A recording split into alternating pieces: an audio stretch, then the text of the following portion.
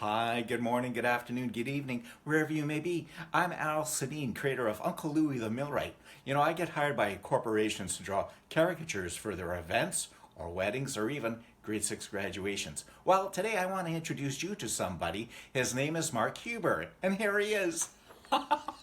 Hey, Mark, how you doing? Hey, the reason why I want you to know Mark Huber, that's Huber, is because Mark was so kind enough to take some time with me this past couple of days in regards to conversational mini chat boxes.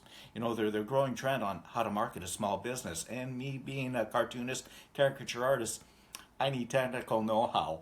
And not only does Mark have the technical know-how, but the gentleman's got a lot of patience, if you know what I mean. So, give Mark a call, send him an email. That's Mark at Huber. That's how you spell his last name. Yeah, great guy Mark is, and thank you so much, Mark. And we'll see you soon, everybody. Take care. All the best. Bye bye.